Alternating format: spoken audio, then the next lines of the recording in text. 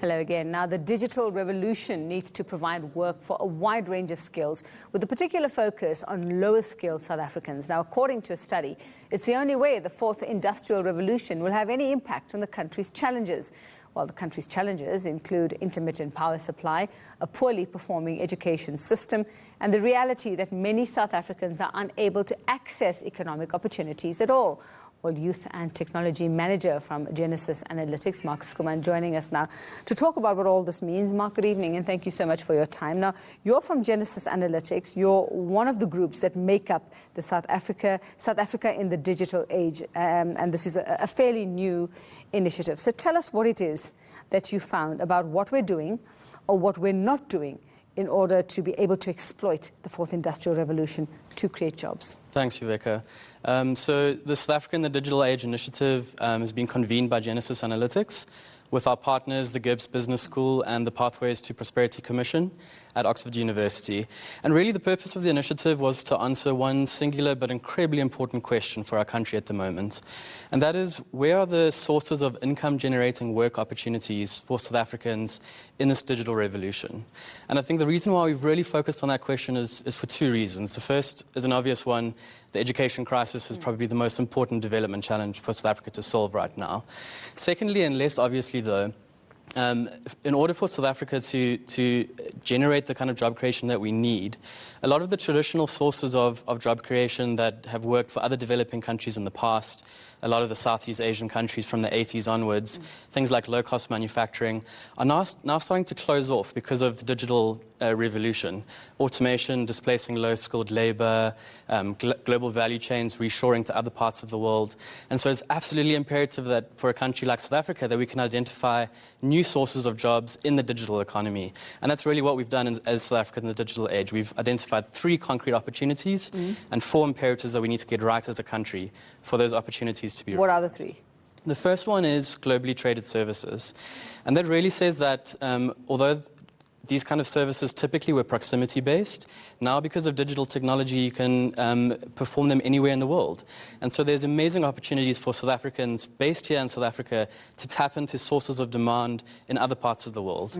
We call these global business services. These are things like call centers, business process outsourcing, and a whole variety of digital skills which are now being outsourced en masse. Coding, software development, testing, etc., as well as some interesting and innovative personal services like online tutoring or long-term care. So South Africa's already got quite a well-established global business services sector. We're employing about 250,000 people, but only 50,000 of those are export-facing. In other words, tapping into those global sources of demand. And we think that there's massive potential for us to tap into those global sources of demand to the tune of about 500,000 jobs over the next 10 years. Okay, well, like we've said just now, Mark, you know, we have a fair amount of challenges. We can't even get the basics right sometimes already. We know that we have issues with maths and science, which I'm assuming are going to be imperative when it comes to preparing people for jobs like this. So where do we begin? Where do we begin to grow these skills, foster them and plant the seed? Do we go all the way back to, you know, grade R, or do we work with, who do we work with?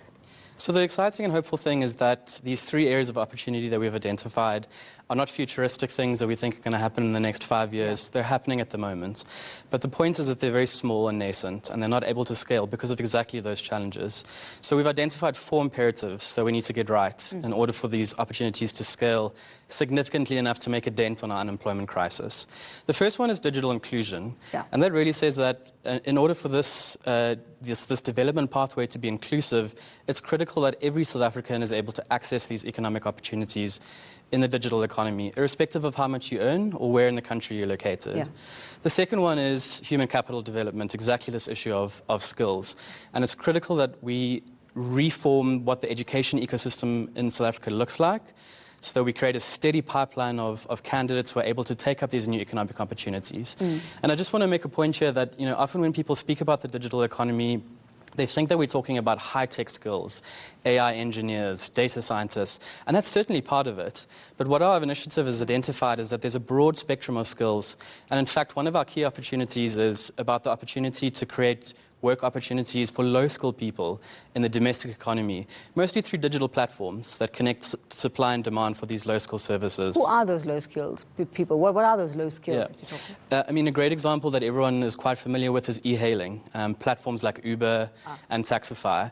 So those platforms together are already creating over 20,000 income-generating opportunities for South Africans, compared to about 10 years ago when we just had metered taxis, and I'm not talking about minibus taxis, but metered taxi services.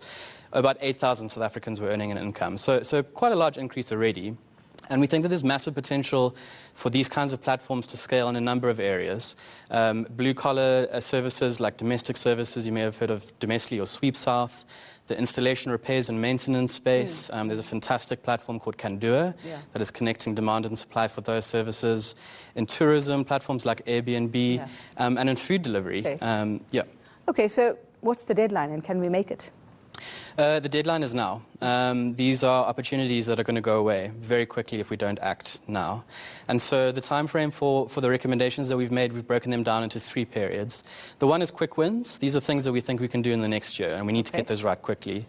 Secondly, medium-term priorities, things that we need to get right in the next 3 years, and then longer-term investments in the next 5 years. But really, critical action needs to be taken now for these opportunities to be realized. Okay, so time is or has run out, I suppose. Thanks very much for that, Mark Skuman. Fascinating indeed. Can we exploit it? Can we make the best of the 4th Industrial Revolution? Well, speaking of Uber, imagine getting a call to interview for your dream job, but you don't have the money to